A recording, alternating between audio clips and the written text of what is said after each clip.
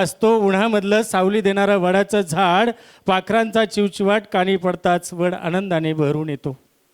पाखरांचा चिवचिवाट कानी पडताच वड आनंदाने बहरून येतो. पाखरं बांधतात घरटी तेव्हा वड केवढा मोहरून जातो. फांदीच्या हातावर पानांच्या तळव्यात पाखरांचे तो करतो लाड. कारण बाप असतो उन्हामधलं सावली देणारं वडाचं झाड. कारण बाप असतो उन्हामधलं सावली देणारं वडाचं झाड. मातीमुळं मुळं त्याची खोल खोल जातात. मातीमुळं मुळं त्याची खोल खोल जातात आणि घेऊन येतात पत्थराच्याही शेंडीतून पाणी. डोक्यावरती ऊन घेऊन सर्वांना सावरतो जणू पहाड. कारण बाप असतो उन्हामधलं सावली देणारं वडाचं झाड. पारंबीची काठी घेऊन तोल सावरतो जणू पहाड. वड उन्मळून पडतो तेवढा सावली होते सैरभैर. वड उन्मळून पडतो तेव्हा सावली होते सैरभैर. आणि बाप नाही जाणवल्यावर पाखरांचाही तुटतो धीर. उपसला तरी आटत नाही त्याच्या आठवणींचा पहाड. कारण बाप असतो उन्हामधलं सावली देणारं वडाचं झाड. हा सगळा आठवणींचा डोह आज आपण या ठिकाणी उपसत आहोत आणि म्हणून त्याकरता आपण या ठिकाणी उपस्थित झाला आहात. कारण आबांच्या आठवणी तुमच्या आमच्या सगळ्यांमध्ये आहेत. आबा आजही त्या पारंबीला वड म्हणून आबा उभे आहेत आणि त्या पारंबीला आपण सगळेजण झोके घेत आहोत. आजही तो चिवचिवाट आपल्या सगळ्यांचा आबांच्या कानापर्यंत नक्कीच पोहोचत असेल. आणि म्हणूनच आज द्वितीय स्मृतिदिनाच्या निमित्तानं आपण सर्वजण या ठिकाणी उपस्थित झालात. मी सर्व गझलकारांना विनंती करतो की त्यांनी आबांच्या प्रतिमेचं आणि माऊलींच्या प्रतिमेचं पूजन करावं.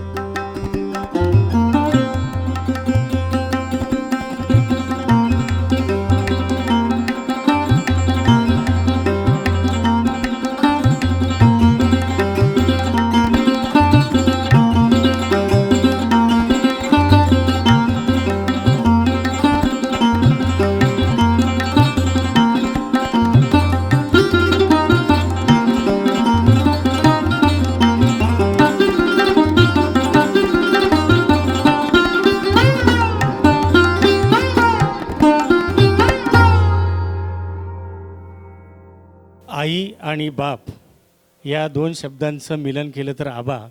आणि अशी पुत्रवत छाया सगळ्यांवरती करणाऱ्या आबांच्या आठवणी जागवताना आजच्या मैफिलीमध्ये सामील झालेले सर्व गझलकार आणि आपल्या सर्वांच्यासाठी आजच्या कार्यक्रमाचा उद्देश सांगण्यासाठी मी तुषारला विनंती करतो की त्यांनी आजच्या कार्यक्रमाचं प्रास्ताविक करावं.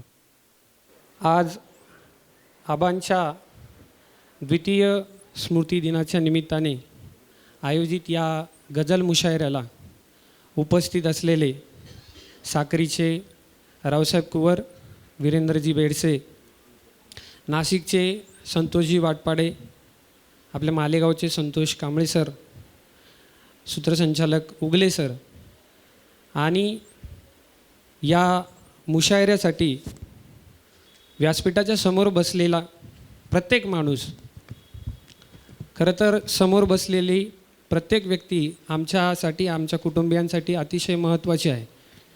त्याच्यामुळे सगळ्यांचा नामोल्लेख वेळेअभावी शक्य नाही, परंतु उपस्थित गझलकारांचं आणि व्यासपीठासमोर बसलेल्या सर्व गझल रसिकांचं मी आमच्या कुटुंबियांच्या वतीने मनपूर्वक स्वागत करतो.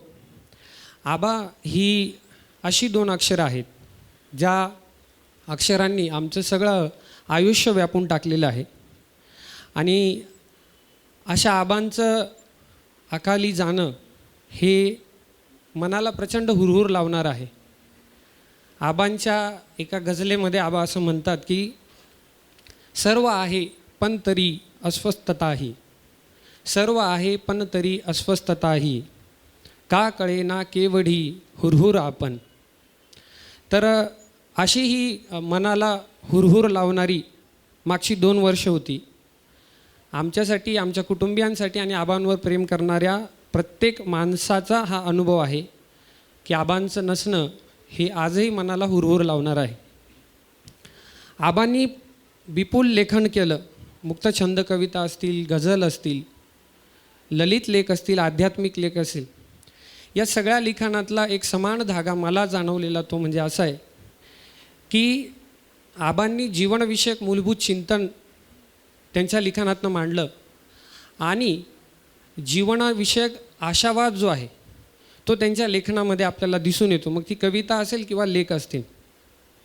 आणि त्यांच्या साहित्यातला हा जीवनविषयक आशावाद जो आहे तोच या नंतरच्या सगळ्या काळामध्ये आमच्या जगण्याची उमेद ठरली, आम्हाला प्रेरणा देणारी गोष्ट ठरली असं मला वाटतं. साहित्यातली आबांची ही जी मुसाफिरी सुरू होती त्याच्यात अखेरच्या काळामध्ये गझल आबांना सगळ्यात जवळची वाटू लागली. काहीसा क्लिष्ट असलेला गझल हा कविता प्रकार आबांनी साधनेतनं अतिशय आपलासा केला. मला आजही आठवतं की आबांचे गुरु खलील मोमीन सर, त्यांचा मला काल पण फोन होऊन गेला की प्रकृती अस्वस्थ्यामुळे मला येणं शक्य नाही, पण मला वाटतं आहे की मी तिथे असायला हवं. अशा खलील मोमीन सरांचा आणि आबांचा कवितेतनं पत्रसंवाद सुरू झाला आणि वृत्तातली जी कविता आहे किंवा वृत्तबद्ध कविता जी आहे त्याचे धडे मला असं वाटतं त्या पत्रसंवादातनं आबांनी गिरवले असावेत. त्या गुरुशिष्यांचा हा पत्रसंवाद नंतर बिंब प्रतिबिंब नावाने दीपस्तंभ प्रकाशनचे यजुर्वेद महाजन सर यांनी प्रसिद्ध केला आणि तो पत्रसंवाद बघताना निश्चितच असं वाटतं की त्या गझलेची जी साधना आबांनी सुरू केली त्याची पायाभरणी तिथे झाली असावी. पुढे आबांची ही जी गझल आहे ही पुस्तक रूपात रसिकांच्या भेटीला यावी असा हट्ट काही मित्रांनी धरला. त्याच्यामध्ये नंदुरबारचे विजू काका होते, रावसाहेब कुवर, वीरेंद्र बेडसे, नरेंद्र खैरनार, नाशिकचे डॉक्टर तुषार चांदवडकर आणि सगळ्यांच्या अट्टहासातनं काळाचा जरासा घास हा गझल संग्रह प्रकाशित झाला. गझल नवाज भीमराव पांचाळे यांचे त्याला आशीर्वाद मिळाले आणि हा योगायोग असेल की बरोबर 10 वर्षानंतर आता पुन्हा आबांच्या स्मृतिप्रित्यर्थ एक गझल मुशायरा होतो आहे आणि आबांची गझल रसिकांच्या समोर पुस्तक रूपाने यावी यासाठी धडपड करणारे त्यांचे मित्र आज पुन्हा व्यासपीठावर आहेत आणि व्यासपीठाच्या समोरसुद्धा आहेत. तर हा एक छान योगायोग या निमित्ताने म्हणता येईल. आबा हे केवळ व्यक्ती नव्हते, तर तो विचार आहे आणि विचार हा नेहमी चिरकाल असतो, चिरंतन असतो. आबांची मुलं म्हणून हा विचारांचा वारसा जपण्यासाठी आम्ही आमच्या परीने दरवर्षी कार्यक्रमांचं आयोजन करतो आहोत. एक अनुभव या निमित्ताने सांगायला आवडेल की आज गझल मुशायरा का घेतो आहोत. तर मागच्या 1-1.5 वर्षात आबांच्या आठवणीच्या निमित्ताने अनेक कार्यक्रम झाले, अगदी गझल मुशायरे पण झाले.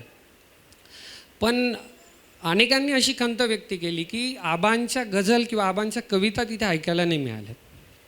आबा होते तोपर्यंत व्यासपीठावर यायचे आणि आबांच्या गझल कविता ऐकायला मिळायच्यात, ते कुठेतरी दुर्मिळ झालं आहे. आम्हालाही ती खंत जाणवली. मग तो विचार पुढे आला आणि त्या विचारातनं असं वाटलं की आपण असा एक गझल मुशायरा आयोजित करूयात ज्या गझल मुशायरामध्ये आबांवर प्रेम करणारे गझलकार असतील, आबांच्या गझलेवर प्रेम करणारे रसिक असतील आणि त्या गझलकारांच्या आणि आबांच्या गझल त्या मुशायऱ्यामध्ये सादर होतील. अनेक नावं डोळ्यासमोर होती.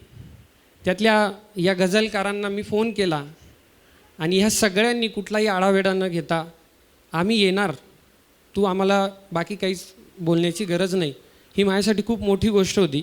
एका क्षणाचाही विलंब न करता या सगळ्या लोकांनी होकार दिला आणि म्हणून आज आपण हा सुंदर कार्यक्रम या ठिकाणी घेऊ शकतो आहोत. हा कार्यक्रम चांगला होऊ शकतो याचं कारण आबांवर प्रेम करणाऱ्या असंख्य लोकांचं नैतिक पाठबळ आमच्या पाठीशी आहे. म्हणजे व्यासपीठावर जरी मी उभा असलो तरी माझ्या पाठीशी तुम्ही आणि तुमच्यासारख्या अनेक लोक नेहमी उभे आहात, हे मला या ठिकाणी नम्रपणे सांगायला हवं आणि म्हणून हा कार्यक्रम होऊ शकतो आहो. आज मला कोणी विचारलं की आबा कुठे आहेत, तर मला सांगायला आवडेल की इथे बसलेल्या प्रत्येक गझल रसिकामध्ये मला आबा दिसत आहेत. आबांनी दिलेला जगण्याचा जो सकारात्मक दृष्टिकोन आहे तोच आमच्यासाठी कायम प्रेरणादायी असेल. आबांच्या गझलेतले हे काही शेर ऐकून मी माझं प्रास्ताविक थांबवतो. तो जो जगण्यातला आशावाद आहे तो निश्चितच या काही शेरमधनं आपल्याला व्यक्त होताना दिसेल. आबा असं लिहितात की मिळेल तितके जगून घ्यावे मनासारखे, मिळेल तितके जगून घ्यावे मनासारखे, जगणे असते केवळ एका क्षणासारखे, जगणे असते केवळ एका क्षणासारखे. मनासारखी वाट वेगळी चालावी पण, मनासारखी वाट वेगळी चालावी पण, दिसणे साधे असो आपले जनासारखे, दिसणे साधे असो आपले जनासारखे. शेवटच्या शेरमध्ये आबा लिहितात की भरून येता मनात पाऊस डोळ्यातून मग, भरून येता मनात पाऊस डोळ्यातून मग, बरसून जावे आभाळातील घनासारखे, बरसून जावे आभाळातील घनासारखे. या ठिकाणी थांबतो. धन्यवाद. आबा म्हटलं की आबांची गझल, आबांचा लावलेला शेजारी तानपुरा आणि मग सुरू होणार आबांचं गायन. म्हणजे इथं गोरवाडकर सर बसलेले. मला 2014चा वसंत व्याख्यानमालेतला नाशिकचा तुमचा कार्यक्रम आठवतो. आबा स्वतः हार्मोनियमवर साथ करत होते आणि सर तबल्याची साथ करत होते. म्हणजे मला वाटतं 94व्या वसंत व्याख्यानमालेतला तो कार्यक्रम होता. आणि आबा जिथे जायचे तिथली मैफिल जिंकून घ्यायचे. आज जरी गझल मुशायरा असं नाव दिलं असलं तरी हा आठवणींची संध्याकाळ आपण म्हणूया. आणि त्यामुळे हे सगळे गझलकार आहे, मी काही गझलकार नाही, त्यामुळे मी कविता पण सादर करू शकणार आहे मध्ये. पण मला आबांचा एक शेर आजच्या या मैफिलीची सुरुवात करताना राहून राहून आठवतो आहे. आबांनी इतकं सुंदर मला गाता येणार नाही, पण मी प्रयत्न करतो.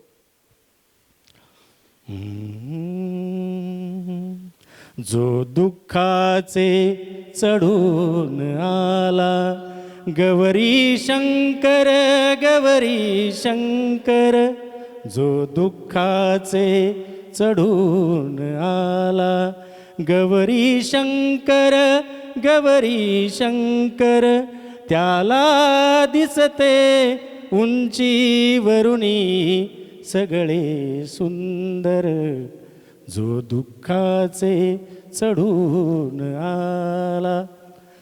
आणि आबा इतकं काहीतरी लिहून जायचे मध्येच. निर्वाणाचे हात ज्याचे तोच माणूस सुंदर आहे, देव तोच, तोच संत, चालतं बोलतं मंदिर आहे. मंदिराची देवाची व्याख्या आबांनी इतकी सोपी कदाचित कोणी केली नसावी.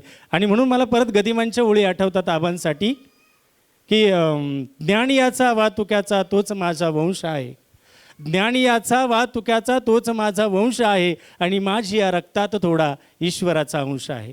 हा ईश्वराचा अंश असणारा माणूस तुमच्या आमच्यातला होता. आणि म्हणूनच आज आबांच्या आठवणी जागवताना आपण या ठिकाणी उपस्थित झालात.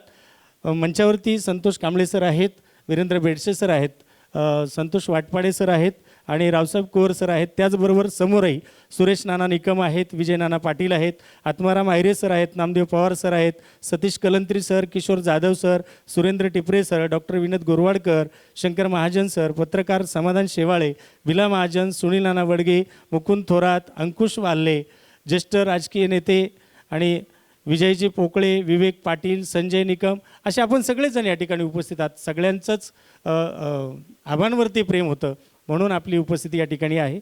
या मैफिलीला सुरुवात करताना आपल्याला रूपरेषा सांगून देतोय की पहिल्यांदा हे सगळे गझलकार त्यांची गझल सादर करतील, त्यानंतर आबांची गझल होईल आणि पुन्हा यांची एक एक गझल होईल.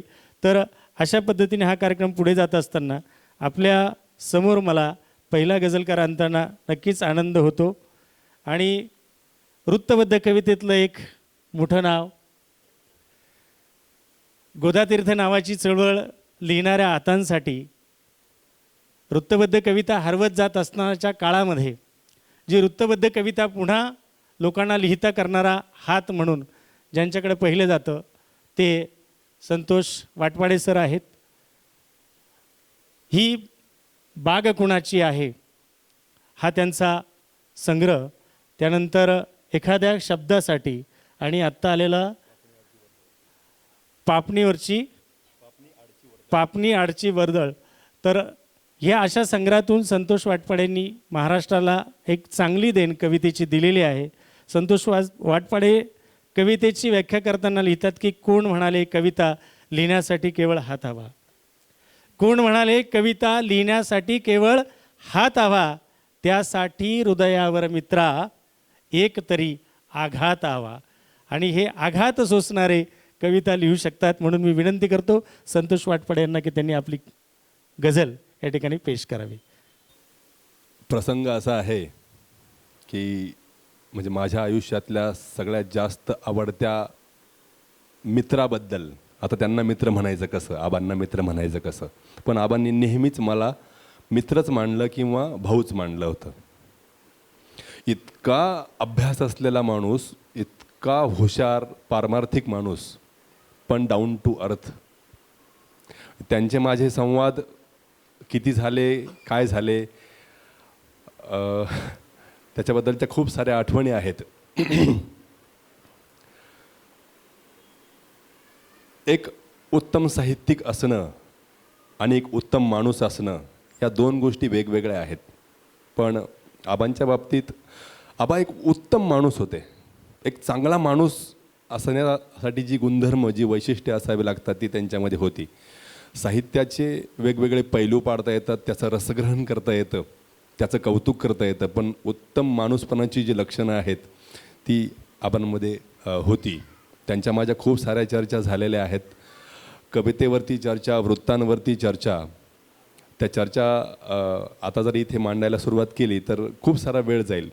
पण एक कविता आहे, गझलेचा कार्यक्रम आहे, पण या कवितेची खास मी आठवण सांगेन. माझ्या औद्योगिक किंवा माझ्या काही आर्थिक अडचणींमध्ये आबा नेहमी मला काही गोष्टी सांगायचे की घाबरू नकोस रे, कुठल्याही गोष्टीला घाबरायचं नसतं. आपल्याकडे जे आहे त्या गोष्टींमध्ये समाधान कसं मानायचं, त्यातून एक कविता सुचली होती की मला विचारा तुला आजवर आयुष्याने काय दिले, मला विचारा तुला आजवर आयुष्याने काय दिले, मग मी म्हणेन दुःख झाकण्या वेळेवर पर्याय दिले. सौख्य दिले, आनंद दिला, साहित्य दिले, संसार दिला, मित्र दिले, मैत्रिणी दिल्या, हा समाज अन व्यापार दिला. अजून म्हणता सांग तुला या आयुष्याने काय दिले, मग मी म्हणेन उंच शिखर चढण्यास रांगडे पाय दिले, उंच शिखर चढण्यास रांगडे पाय दिले. आबांचं हे जे वाक्य होतं ना की त्यांची जिद्द हेच त्यांचं सगळ्यात मोठं हत्यार होतं. आबांच्या खूप साऱ्या आठवणी आज या कार्यक्रमातून आपण शेअर करणार आहोतच. मी एक गझल सादर करणार आहे, त्यापूर्वी एक मतला दोन शेर ऐकवतो आहे. शुक्रिया. भुकेचा अर्थ जेव्हा पूर्णतः समजेल मित्रा, भुकेचा अर्थ जेव्हा पूर्णतः समजेल मित्रा, तुला ढेकूळ सुद्धा आवडू लागेल मित्रा. भुकेचा अर्थ जेव्हा पूर्णतः समजेल मित्रा, तुला ढेकूळ सुद्धा आवडू लागेल मित्रा. आणि जिभेवर गोडवा अन बर्फ डोक्यावर असू दे, जिभेवर गोडवा अन बर्फ डोक्यावर असू दे, उभा पर्वत तुझ्यासाठी पहा सरकेल मित्रा. आणि पुढचा शेर बघा की स्वतः माणुसकीने आधी वागणे सुरू कर, स्वतः माणुसकीने वागणे आधी सुरू कर, जगाचे चित्र ही केव्हा तरी बदलेल मित्रा. आणि याच गझलेतला एक शेर आहे जगाचे लक्ष वेधायास कर सत्कार्य काही, जगाचे लक्ष वेधायास कर सत्कार्य काही, तुझे दुष्कृत्य तर न सांगता पसरेल मित्रा, तुझे दुष्कृत्य तर न सांगता पसरेल मित्रा. आणि गझल वाचतो आहे गझलेचा पहिला शेर. बऱ्याच श्रोत्यांना गझल हा प्रकार नवीन असेल, 2-2 ओळींचे शेर असतात आणि एक शेर झाल्यानंतर जर तो शेर आवडला तर टाळ्या वाजवायच्या असतात, असा एक नियम आहे अलिखित. तुम्ही वाजवलेच पाहिजे असं काही नाही, पण तुमच्या कानावरती टाकून ठेवलं की बाबा 2 ओळी झाल्यानंतर टाळ्या व्हायला हव्यात. फक्त त्या 2 ओळी झाल्या रे झाल्या की टपून नका राहू की आता टाळ्या वाजल्याच पाहिजे, त्या कदाचित माझ्या बोलण्याच्या असू शकतात. कर्ण व्हायला सांगितले तर कर्ण लगोलग व्हाल तुम्ही, कर्ण व्हायला सांगितले तर कर्ण लगोलग व्हाल तुम्ही. कर्ण माहिती आहे ना, दानशूर कर्ण. कर्ण व्हायला सांगितले तर कर्ण लगोलग व्हाल तुम्ही. आणि आयुष्याने जर मागितली कवच कुंडले द्याल तुम्ही, आयुष्याने जर मागितली कवच कुंडले द्याल तुम्ही. पैसा अडका प्रॉपर्टीला जमवत बसता जीवनभर, पैसा अडका प्रॉपर्टीला जमवत बसता जीवनभर, सरणावरती निजल्यानंतर मुठीत सारे न्याल तुम्ही. आणि पुढचा शेर बघा समजून घ्या शेर. गोड बोलते आधी मग खंजीर फिरवते पाठीवर, गोड बोलते आधी मग खंजीर फिरवते पाठीवर, ऐका थांबा दुरून ओळखा धूर्त सुखाची चाल तुम्ही. पुन्हा एकदा ऐका की गोड बोलते आधी मग खंजीर फिरवते पाठीवर, ऐका थांबा दुरून ओळखा धूर्त सुखाची चाल तुम्ही. आणि बघा स्वतःच्या आत चाचपून दिसेल तेव्हा देव खरा, बघा स्वतःच्या आत चाचपून दिसेल तेव्हा देव खरा. आणि तोच गवसला नाही तर मग कैक युगे भटकाल तुम्ही. धन्यवाद धन्यवाद. आणि एक खूप महत्त्वाचा शेर आहे की रक्तामधला धर्माचा माराल विषाणू ज्या दिवशी, रक्तामधला धर्माचा माराल विषाणू ज्या दिवशी, खरे सांगतो त्या दिवशी हा उभा देश बदलाल तुम्ही. खरे सांगतो त्या दिवशी हा उभा देश बदलाल तुम्ही. आणि धन्यवाद. रक्तामधला धर्माचा माराल विषाणू ज्या दिवशी, रक्तामधला धर्माचा माराल विषाणू ज्या दिवशी, खरे सांगतो त्या दिवशी हा उभा देश बदलाल तुम्ही. आणि पुढचा शेर बघा की जा अश्रूंनो डोळ्यांचे डबके सोडून बाहेर पडा, जा अश्रूंनो डोळ्यांचे डबके सोडून बाहेर पडा, आठवणींच्या आडोशाला किती दिवस थांबाल तुम्ही. धन्यवाद. आठवणींच्या आडोशाला किती दिवस थांबाल तुम्ही. आणि शेर बघा की घरच्या म्हाताऱ्यामधला विठ्ठल जर का नाही दिसला, घरच्या म्हाताऱ्यामधला विठ्ठल जर का नाही दिसला, पंढरपुरात जाऊनही मग काय बरे मिळवाल तुम्ही. धन्यवाद धन्यवाद. पंढरपुरातही जाऊनही मग काय बरे मिळवाल तुम्ही. आणि हवा तेवढा जगण्याचा आनंद खरा तेव्हा मिळतो, हवा तेवढा जगण्याचा आनंद खरा तेव्हा मिळतो. या देहाला साध्य नव्हे साधन जेव्हा समजाल तुम्ही, या देहाला साध्य नव्हे साधन जेव्हा समजाल तुम्ही. आणि शेवटचा शेर आहे माझ्या इतके प्रेम कुणी देणारच नाही दुःखांनो, माझ्या इतके प्रेम कुणी देणारच नाही दुःखांनो, माझ्या इतके प्रेम कुणी देणारच नाही दुःखांनो. जरी कधी गेलात सोडूनी तरी पुन्हा परताल तुम्ही, तरी पुन्हा परताल तुम्ही. धन्यवाद धन्यवाद धन्यवाद. वा संतोष. वाट पाडे नाव असल्यामुळे त्यांना पहिल्यांदा घेतलं. एक नवीन वाट त्यांनी पाडली की 2 याच्यामध्ये टाळ्या वाजवायच्या आहेत आणि म्हणून तुम्हाला कळलं असेल की त्यांना का घेतलं पहिल्यांदा. हां, संतोषच्या त्या गझलेनंतर मला गौरवकुमार आठवलेंचा एक शेर आठवला. माय बापा पुढे गर्व नाही बरा, माय बापा पुढे गर्व नाही बरा, माय बापा पुढे गर्व नाही बरा, देह त्यांच्या पुढे वाकला पाहिजे, देश माझा मला वाटला पाहिजे. सुंदर वाट आपल्यासाठी निर्माण करून दिली वाटपडे सरांनी. आणि पुढचे गझलकार पेश करताना ते असं लिहितात. गाव जगू देत नाही आणि शहर तगू देत नाही. गाव जगू देत नाही आणि शहर तगू देत नाही. सध्या नवीन नाटक आम्ही करतो आहोत दगड आणि माती. त्यातला एक संवाद आहे नानाच्या तोंडचा की गावातली माणसं शहरात जातील, तिथल्या देवाला आपला देव मानू लागतील, तिथल्या संस्कृतीलाच आपली संस्कृती मानू लागतील. आणि हे वास्तव रावसाहेब कोर यांनी या 2 ओळीत मांडलं आहे. ते म्हणतात की गाव जगू देत नाही आणि शहर तगू देत नाही. तिच्या तू फुलांचा घोस माझा ही गझल भीमराव पांचाळ दादांनी गायली आहे.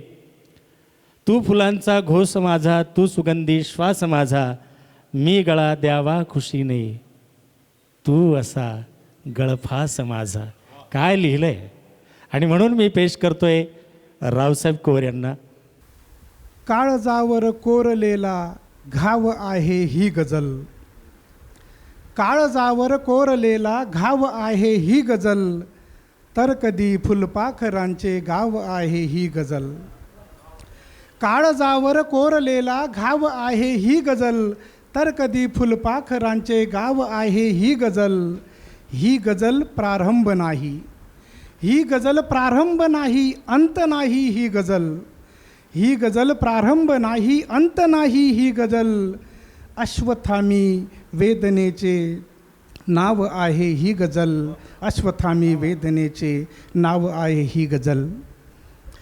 मातृहृदयी ही उपमा ज्यांना तंतोतंत लागू पडावी असे माझ्या आयुष्यात पाहिलेले एकमेव म्हणजे कमलाकर आबा. मी जेव्हा जेव्हा कोलमडून पडलो तेव्हा तेव्हा त्यांना फोन केला आणि त्यांनी मला आधार दिला. याच्या पलीकडे मी काही जास्त बोलणार नाही. प्रत्येकाला माहिती आहे आबा कसे होते, काय होते. मी सरळ तुमच्यासमोर एक गझल ठेवतो. तरुणूमध्ये नाही पण गेय स्वरूपात सादर करण्याचा प्रयत्न करतो.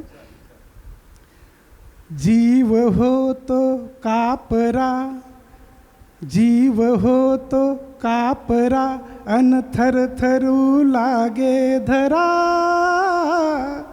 जीव होतो कापरा, अन थरथरू लागे धरा. घाव दगडाचा आता वाटे विटेहुनी बरा.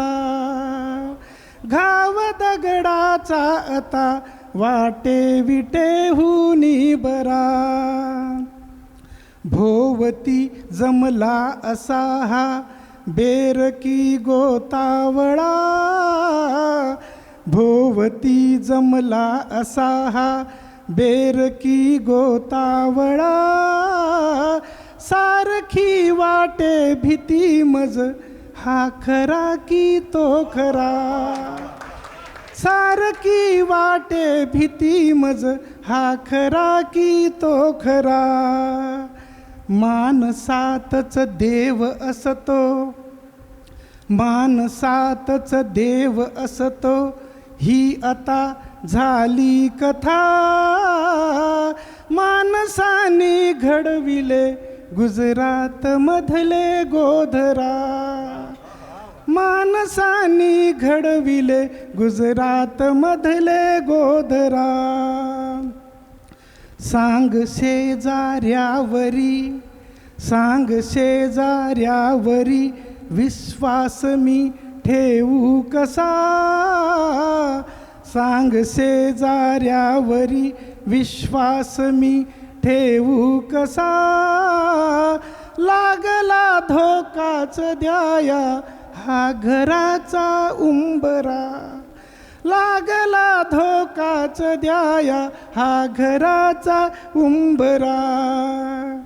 शेवटी दिसणार आहे, शेवटी दिसणार आहे, तू जसा आहे तसा.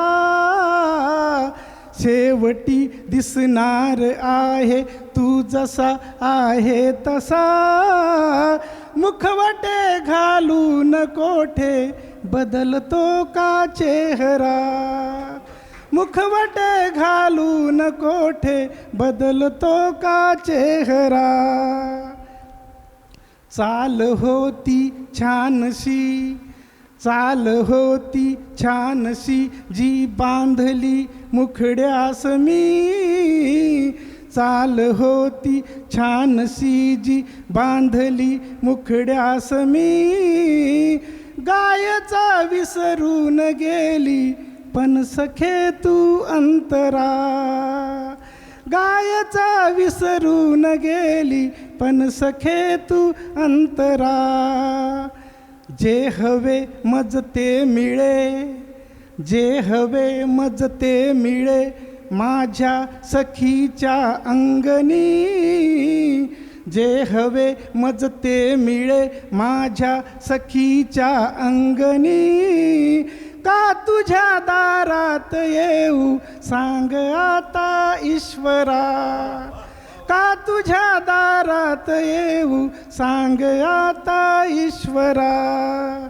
ना दिली टाळी कुणी, ना दिली टाळी कुणी, केली कुणी ना वाहवा. ना दिली टाळी कुणी, केली कुणी ना वाहवा. यार हो नाही गजल ही यातनांचा हाजरा. यार हो नाही गजल ही यातनांचा हाजरा. यातनांचा हाजरा. धन्यवाद. जोरदार सर. गहिवरलेला पाऊस आणि हरवल्या आवाजाची फिर्याद असे दोन संग्रह सरांचे प्रसिद्ध आहेत. सर ग्रामसेवक आहेत आणि तरी सर काय लिहित आहेत माहिती आहे. 100 मजली घर माझे डगमगेल कैसे. 100 मजली घर माझे डगमगेल कैसे. गळे कापुनी कधीच इमले रचले नाही, किंवा गळे कापुनी कधीच इमले चढवत नाही. इतकी सुंदर गझल सरांनी पेश केली. आणि तुमच्या गोधराच्या शेरवरनं मला रामचंद्र कुलकर्णींचा एक शेर आठवला. ते लिहितात की कधीतरी कुठेतरी असेही घडते. कधीतरी कुठेतरी असेही घडते. नळीवरी बंदुकीच्या फुलपाखरू बसते. नळीवरी बंदुकीच्या फुलपाखरू बसते. कधी बंदुकांचे कधी कोयत्यांचे. कधी बंदुकांचे कधी कोयत्यांचे. आता राहिले ना शहर हे फुलांचे. आता राहिले ना शहर हे फुलांचे. आणि पुढे आपण जाऊया. पुढचे गझलकार आपल्यासमोर पेश करताना त्यांच्या काही गाजलेल्या शेरांचा आपल्यासमोर ठेवणं माझं क्रमप्राप्त आहे. ते एक फार सुंदर शेर तुमचा बेडसे सर मला वाचायस मिळालेला की देह हा ठेवायचा पाण्यावरी तरता किती. देह हा ठेवायचा पाण्यावरी तरता किती. आणि जे आता सगळीकडे आत्मनिर्भरता चालू आहे ना त्याच्या संदर्भातला आहे की देह हा ठेवायचा पाण्यावरी तरता किती. बुडबुडा मी त्यात माझी आत्मनिर्भरता किती. बुडबुडा मी त्यात माझी आत्मनिर्भरता किती. किंवा ते म्हणतात की ज्ञानू आणि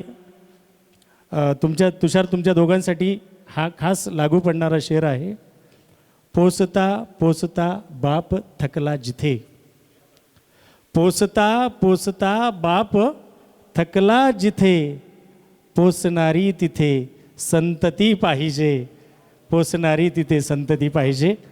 मला वाटतं की आबांनी जे भरणपोषण केलं आहे गझलेतून, कवितेतून, ललितमधून किंवा ॲग्रोवनच्या मशागतमधून, 2 वर्षे आबा मशागत लिहित होते, आणि हे जे भरणपोषण केलं आहे त्याची जी कमतरता आहे अशा कार्यक्रमाच्या रूपाने ती भरून काढताय. म्हणून मी म्हटलं हा शेर आपल्याला तंतोतंत लागू पडतो. मी विनंती करतो बेडसे सरांना की त्यांनी आपली गझल पेश करावी. आबा, आठवणीतले आबा. तर आबांची आठवण करताना काळीज भरून येतं. का? त्याच्यामागे त्यांची जी आमच्याबद्दलची सहानुभूती होती, आमच्याबद्दलचं जे प्रेम होतं ते वाखाणण्याजोगं होतं. आता आम्ही सागरीमध्ये 3 लोक राहतो. रावसाहेब कुवर, वीरेंद्र बेडसे, नरेंद्र खैरनार. समोर महाराज बसलेले आहेत, प्रकाश महाराज. ते मी त्यांना नेहमी म्हणायचो, आबा तुमचे सारथी आहेत, आबांचे सारथी महाराज. साक्रीला जर प्रवास झाला तर या 3 घरांना भेटी दिल्याशिवाय आबा कधीच परतायचे नाहीत. आणि मला चांगलं आठवतं की ज्या दिवशी ही घटना झाली त्या दिवशी सकाळी ते साक्रीला येणार होते. माझं आणि त्यांचं एक दिवस अगोदर बोलणं झालं होतं. आणि जेव्हा विजूनानांनी मला ही खबर दिली तर मला म्हणजे इतकं भयंकर हे फील झालं की असं कसं होऊ शकतं. कारण ज्या प्रकारे आबांचं जाणं झालं, एक्झिट झाली, हे याच्यासाठी सांगतो आहे की आम्ही उदगीरला सोबत होतो. संतोष कांबळे सर, विजय पाटील, मी आणि आबा एका रूममध्ये. सकाळी 4:30 वाजेला आबासाहेब बेडवर बसून प्राणायाम करत होते. मी तेव्हा त्यांचा जो श्वासाचा आवाज आहे तो ऐकला आणि मी उठून बघतोय आबा पूर्ण घामाने ओले चिम्म झालेले, AC चालू असताना त्यांचा जवळजवळ 1.25 तासाचा तो व्यायाम चालू होता. आणि दुःख या गोष्टीचं आहे की 1.5 तास व्यायाम प्राणायाम करणारा व्यक्ती असा आपल्यातून अचानक एक्झिट झाला. आम्हाला कधीही, आता रावसाहेबही मीही खूप डिस्टर्ब अवस्थेतून गेलो आहोत. प्रत्येकजण जातो. आमचं विद्यापीठ एकच होतं. निवांत वेळ सांगायचा, आबा केव्हा फोन करू, आणि ते आम्हाला त्यांच्या पारमार्थिक आध्यात्मिक सोल्युशन द्यायचे आणि याच्यातून तुम्ही कसं डायव्हर्ट होऊ शकतात हे सांगायचे. एवढं त्यांचं म्हणजे आमच्यावरच नाही, महाराष्ट्रातल्या. आणि अजून एक मुद्दा सांगतो की ज्ञानूने सांगितलं की या लोकांनी लगेच होकार दिला. मी शब्द देतो तुला, महाराष्ट्रातल्या कोणत्याही गझलकाराला बोलव, नाही म्हणणार नाही. आबांचं नाव निघालं की कुणीच नाही. उदगीरच्या शिवडोजीला आत्ताही फोन केला ना, आत्ता या क्षणाला, की मला उद्या मुशायरा घ्यायचा आहे, तुम्ही या. जर नाही आले तर मी गझल क्षेत्र सोडून देईल, क्षेत्र सोडून देईल. त्या माणसाबद्दल एवढा, आबांबद्दल एवढं प्रेम आहे महाराष्ट्रातल्या.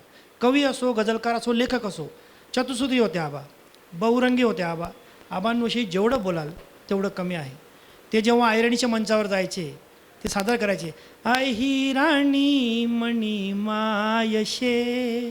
मला त्यांच्या इतकं सुरावटीने जमणार नाही, पण सहज आठवलं म्हणून सादर करतोय. आई राणी मणी मायशे, डोकं ठेवा तिना पायशे.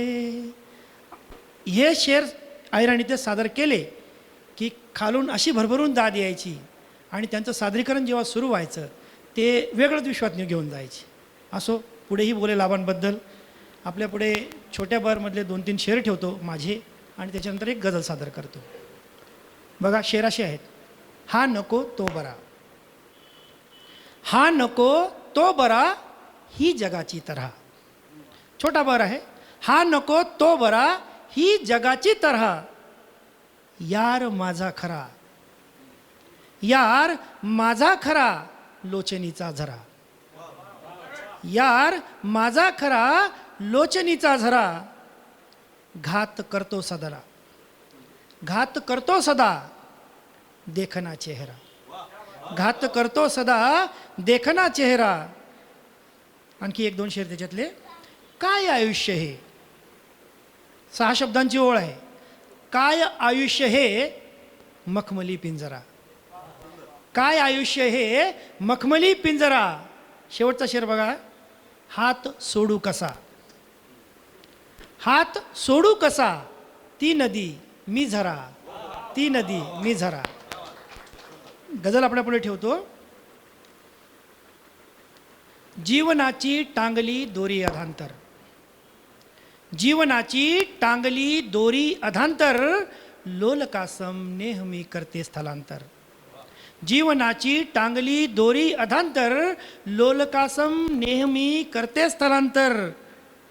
नेत नाही मी घरी कुठलीच झंझट, नेत नाही मी घरी कुठलीच झंझट, खूप असते काम रात्रीला अवांतर, खूप असते काम रात्रीला अवांतर. याच्यातला वेगळा शेर बघा. फार नाही आपुल्या दोघात अंतर, फार नाही आपुल्या दोघात अंतर, फक्त आपण एकमेकांना समांतर. फार नाही आपुल्या दोघात अंतर, फक्त आपण एकमेकांना समांतर. आणि शेवटचा शेर. फार नाही आपुल्या दोघात अंतर, फार नाही आपुल्या दोघात अंतर, फक्त आपण एकमेकांना समांतर. या गझलेतला शेवटचा शेर. 4 शेरांची गझल आहे, कारण जो रदीप आहे, जो काफिया आहे याच्यातला, तो तंग आहे. 5वा काफिया सापडलेलाच नाही. हे जे 4 शेर ऐकवले याच्यामध्ये 5 काफिये वापरले गेले, 6वा मिळाला नाही म्हणून 4वर थांबलो आहे. येथल्या प्रत्येक दगडाची अपेक्षा, येथल्या प्रत्येक दगडाची अपेक्षा, होऊ दे देवात माझेही रूपांतर, होऊ दे देवात माझेही रूपांतर. धन्यवाद. रावसाहेब कुवर आणि वीरेंद्र बेडसे हे दोघांच्या गझल कविता बहिणाबाई चौधरी उत्तर महाराष्ट्र विद्यापीठाच्या अभ्यासक्रमामध्ये मुलं अभ्यासत आहेत.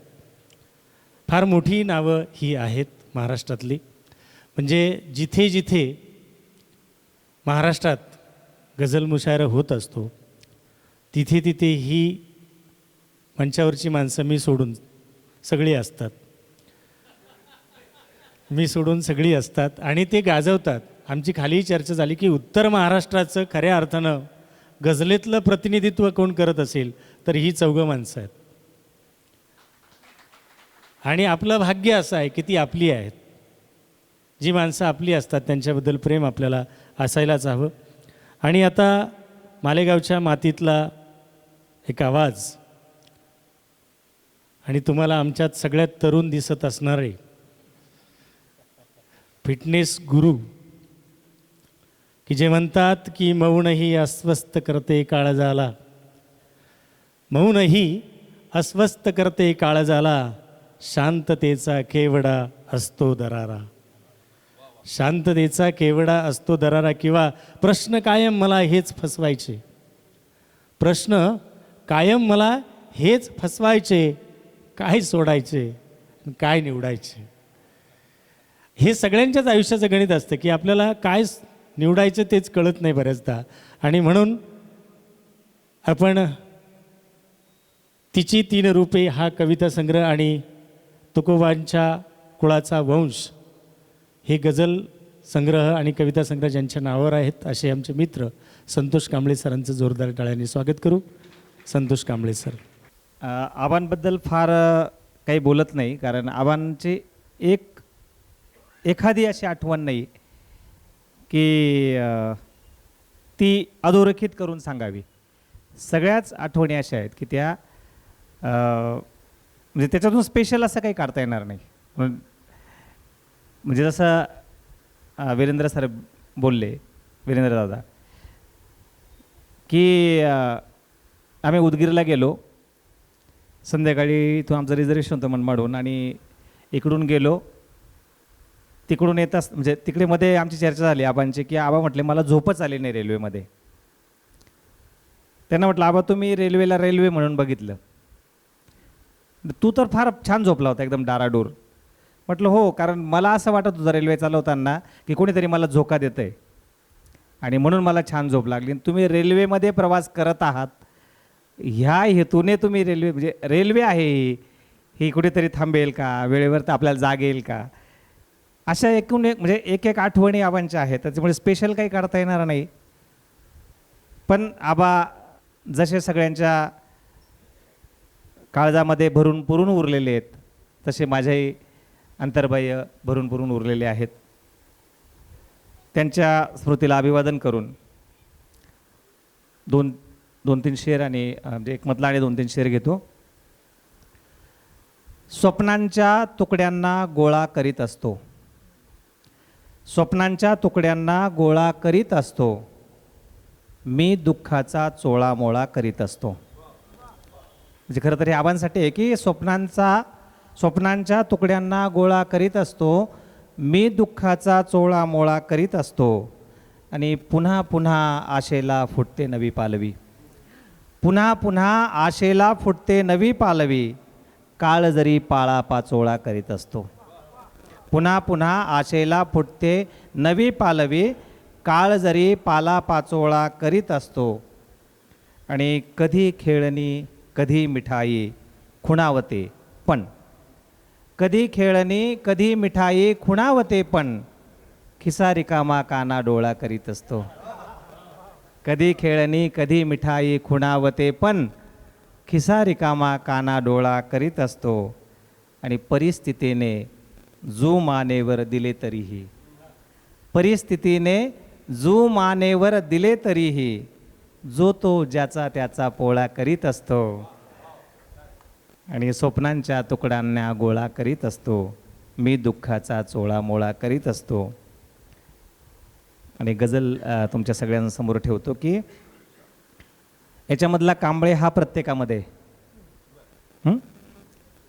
माझ्यामधला एक कांबळे जीवनभर वसवसत राहिला, माझ्यामधला एक कांबळे जीवनभर वसवसत राहिला, माझ्यामधला एक कांबळे दुःखावरती हसत राहिला, माझ्यामधला एक कांबळे जीवनभर वसवसत राहिला, माझ्यामधला एक कांबळे दुःखावरती हसत राहिला, मृगजळ दिसता ऊर फोडूनी पळत राहिला पडत राहिला, मृगजळ दिसता ऊर फोडूनी पळत राहिला पडत राहिला, माझ्यामधला एक कांबळे आमिषांना फसत राहिला, माझ्यामधला एक कांबळे आमिषांना फसत राहिला, आणि म्हटले कोणीतरी प्रयत्ने वाळूमधले तेलही निघते, म्हटले कोणीतरी प्रयत्ने वाळूमधले तेलही निघते, माझ्यामधला एक कांबळे वाळूलाही कसत राहिला, म्हटले कोणीतरी प्रयत्ने वाळूमधले तेलही निघते,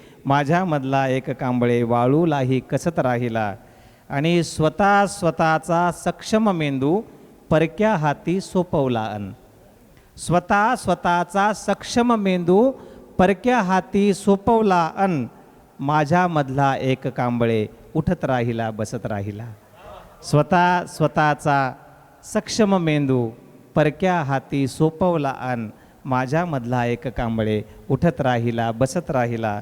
आणि शेवटचा शेर या गझलेचा की भळभळता वन या दुनियेने कधी सावळू दिलाच नाही, भळभळता वन या दुनियेने कधी सावळू दिलाच नाही, माझ्यामधला एक कांबळे जीवनभर ठसठसत राहिला, माझ्यामधला एक कांबळे जीवनभर ठसठसत राहिला. धन्यवाद.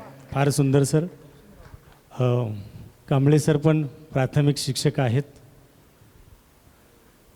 तुमच्या आमिषांच्या याच्यावर मला तुमचाच परत शेर आठवला आमिषांचा, की आमिषांचा मारला त्यांनी फवारा, आमिषांचा मारला त्यांनी फवारा, आणि झाला थंड धगधगता निखारा.